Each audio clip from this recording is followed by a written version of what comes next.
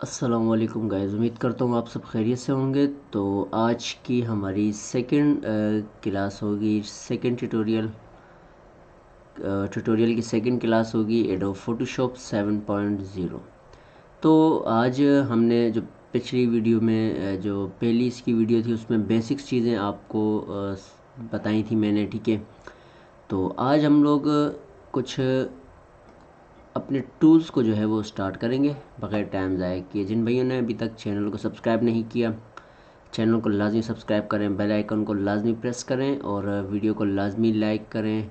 अपना क्रेडिट और अपनी फीडबैक लाजमी दिया करें।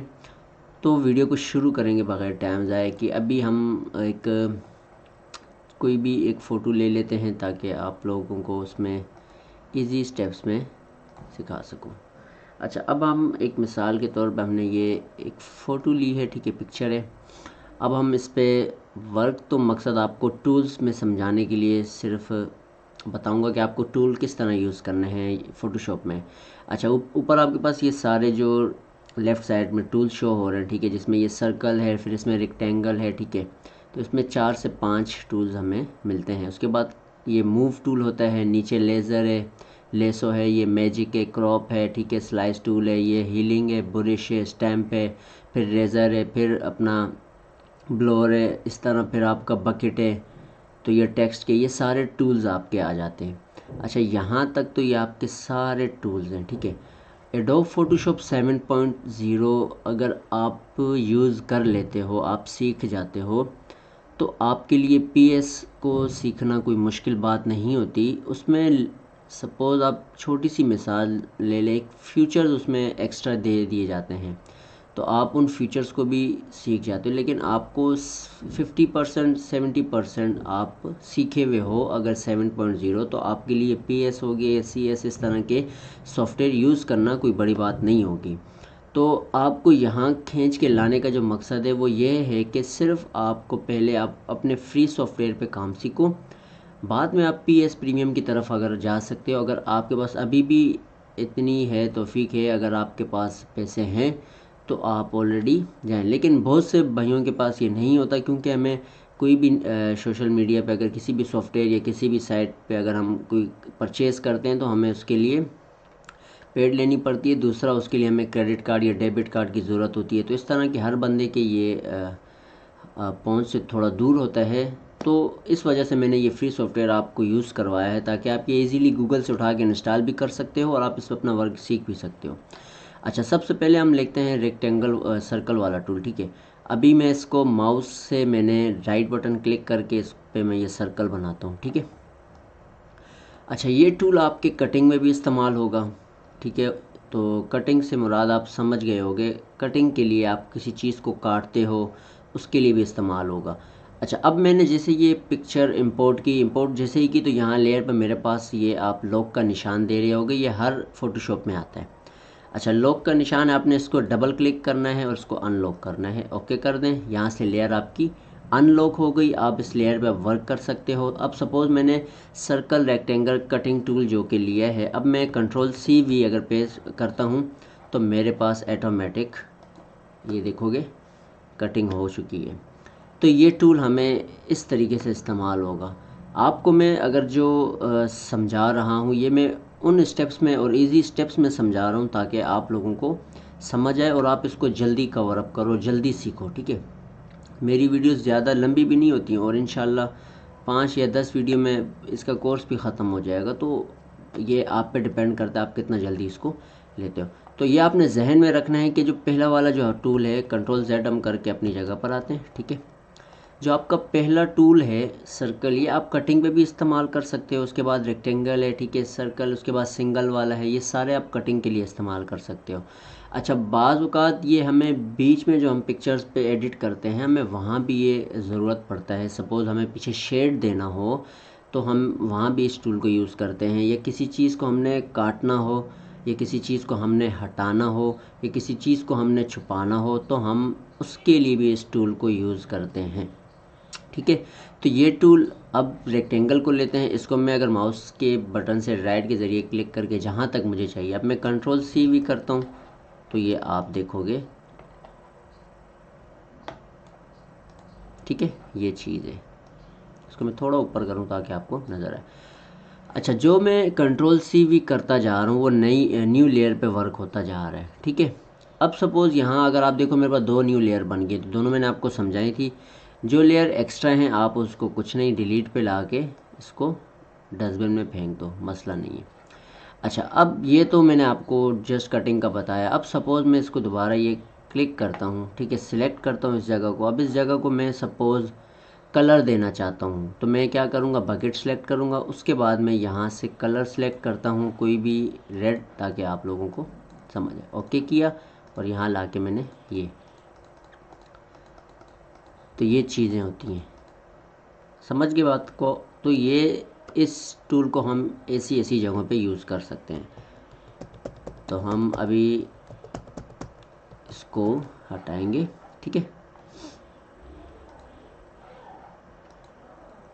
कंट्रोल डी, अच्छा कोई चीज़ आपने डी सेलेक्ट करनी हो तो आपने कंट्रोल डी को प्रेस कर लेना है, ठीक है। कंट्रोल डी आप करोगे तो ऑटोमेटिक आपका वो हट जाएगा। अच्छा जी, उसके बाद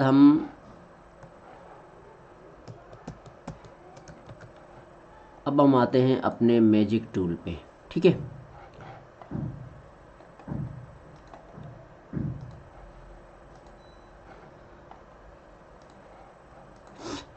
अच्छा, मैजिक टूल पे, अच्छा आपको ये मैंने कल भी बताया था, हिस्ट्री का अगर कोई मसला हो तो आप यहाँ हिस्ट्री से भी डिलीट कर सकते हो। जो आपको टूल अगर गलत इस्तेमाल हो जाए, जैसे मैंने अभी डिलीट किया है, आपने भी हिस्ट्री को ही यूज़ करना है, कोई भी मसला हो। नहीं तो कंट्रोल जेड आप करते हो तो जो आपका वर्क होता है वो आहिस्ता आहिस्ता चला जाता है। लेकिन हम कुछ टूल ज़्यादा इस्तेमाल कर जाते हैं, जिसकी वजह से अगर हम कंट्रोल जेड करें तो वो उन सब को डिलीट नहीं करता। तो इस वजह से आप हिस्ट्री से अपना जो है फ़ायदा भी ले सकते हो। अच्छा, ये आता है मूव टूल। मूव टूल से क्या मुराद होता है, सपोज़ हमने अभी ये हमारे पास तो तस्वीर इस तरह है, ठीक है, पिक्चर है। अब सपोज़ अगर मैं आपको बता देता हूँ, और ये वाला एडोब 7.0 अपडेट भी नहीं है, इस वजह से इसमें हमें जो कुछ कीज़ हैं वो थोड़ा सा तंग करेंगे। लेकिन मैं आपको शॉर्ट्स की सारे बता दूंगा, उसके लिए आपको परेशान होने की ज़रूरत नहीं है। अच्छा जी, अब यहाँ मूव टूल की मैंने बात की। सपोज़ मैं यहाँ से सिलेक्ट करता हूँ इसको, ठीक है, कंट्रोल सी वी करता हूँ। अब मैं वी, ये जो मूव टूल है इसका शॉर्ट की वी से आता है।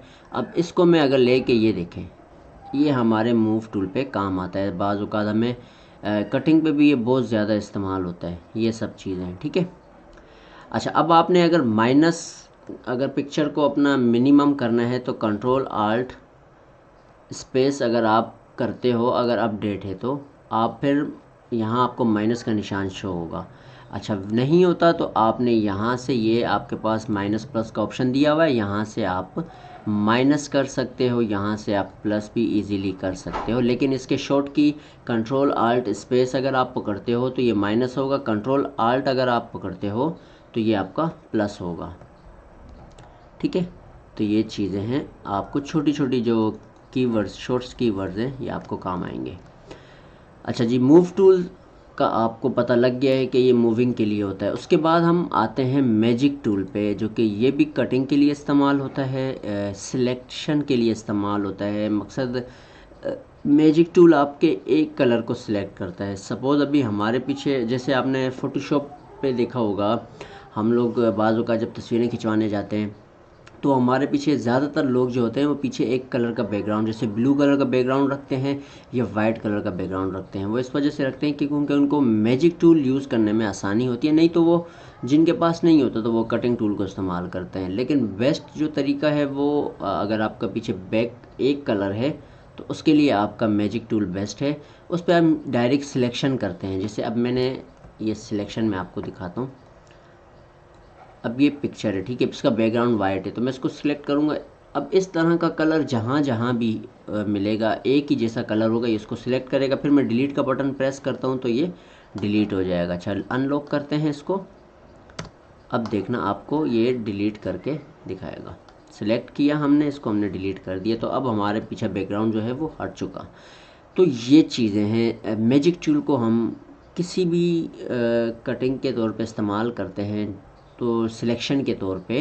लेकिन बैकग्राउंड में कलर आपका एक जैसा होना चाहिए, ठीक है। अगर उसमें शेडिंग है तो थोड़ा सा मसला करेगा, लेकिन अगर आपका बैकग्राउंड एक ही कलर का है तो फिर आपका ये टूल बेस्ट है। आप सिलेक्शन करते हो, सिलेक्शन करने के बाद आप अपनी लेयर को बैकग्राउंड दे सकते हो। अच्छा, ये चीज़ें थी इसमें आज की टूल्स की, जो हमने तीनों टूल्स जो समझे वो हमने मैजिक और मूव और सर्कल में, ठीक है। ये 3 चीज़ें थी। आप इस तरह इंशाल्लाह बाकी टूल्स पे भी हम बात करते रहेंगे। फिर लास्ट में मैं अपनी एक हमेशा हाईलाइट की वीडियो बनाता हूँ किसी भी ट्यूटोरियल पे, तो उस ट्यूटोरियल पे हाईलाइट पे हम भी आखिरी में वो सब एंड में देखेंगे। लेकिन अभी ये सर आपका क्लास जो है ये आज के 3 टूल्स चले गए। इंशाल्लाह बाकी के 3 टूल्स हम नेक्स्ट वीडियो में गाइड करेंगे। इसी तरह फिर हम अपनी वीडियोस को आगे आगे चलाते रहेंगे, और इंशाल्लाह उम्मीद करता हूँ कि 7 से 8 वीडियो में मैं आपको ये एडोब फोटोशॉप का कोर्स बेहतरीन तरीके से आपको गाइड हो जाएगा। तो मिलते हैं नेक्स्ट वीडियो में। दुआ में याद रखिएगा। अल्लाह हाफिज़।